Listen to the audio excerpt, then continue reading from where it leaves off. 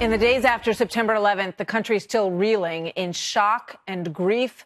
President Bush came to New York while the towers still burned and families hunted in vain for their loved ones. The president climbed on top of the rubble. He made a promise to America. I can hear you.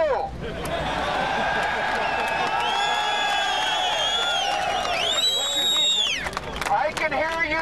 The rest of the world hears you. And the people who knock these buildings down will hear all of us soon. What a moment. It lifted battered spirits, but it was an actual call to action for our nation's bravest. And 12 Strong, a new movie that comes out this Friday, is the story of the Green Beret Special Ops Forces that were then sent into Afghanistan at that clarion call to fight the Taliban. The terrain required that they fly in dust storms over perilous mountains and then mount horses with their guns, whether they knew how to ride or not. The most important thing a man can take into combat is a reason why. Be in this fight, boys. You mark my words. Can't you hear me knocking on your window? 19 men attacked our country. The 12 of you will be the first ones to fight back. Can't you It's us. We're going hear in. me knocking on your door? You know I love you, right? I would be remiss if I did not say to you, even in success, the odds of you coming home. You're 100%, sir. We're coming home. Looks incredible. Earlier this week, I spoke with Doug Stanton, author of the #1 New York Times bestseller, Horse Soldiers, and he's executive producer of this movie that hits theaters tomorrow. Tell us about what made these men and their skill set so unique. So if you'd gone to, after President Bush's speech there, if you'd gone to the Pentagon, there was, under Afghanistan, there was nothing. There was no way to really move a lot of troops into that country. We needed answers quickly, and this story is in some ways about getting that quick answer. And removing the Taliban. They were chosen for the first time in U.S. history to be a lead element because they can speak the language, they know the cultural sensitivities. The movie does this very well about creating the relationships, the alliances between the Americans and the Afghans fighting a common enemy, which was the Taliban. That's what they do.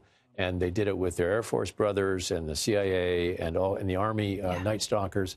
So it's put in the ground. Just think of World War II.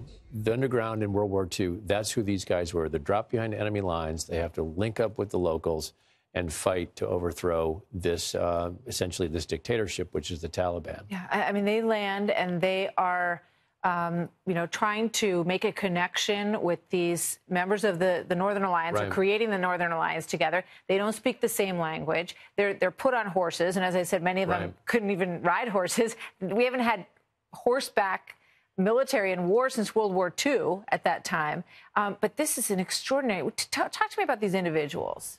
So they're humble heroes. You know, I spent 5 years traveling around the country, meeting them, going into their kitchens. And I want to talk about their wives, or at least acknowledge the role the families had in this mission, because without them at home, these guys wouldn't have been able to fight overseas. And so when you meet them, they look like really fit people, but you'd never know that they were diplomats and warriors all rolled into one. Yeah. Their training is really, really special, and it's unique in American history, what they accomplished. They were vastly outnumbered. True. Against the Taliban.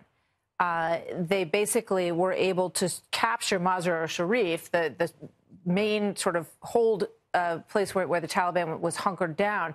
But after that, they got surprised. You mean after they took Mazar? Yeah. They did. After they took Mazar, there's an uprising at a place called Kalajangi. And they, however, prevail in that moment, too. But the battle continued after they actually achieved what President Bush and others had said them to do, which was to capture this key city. And that in itself was an enormous, no one thought they could do it. It was mission impossible. And they did it in about 6 weeks, and we thought it might take 2 years. What are their thoughts on what ultimately happened in Afghanistan?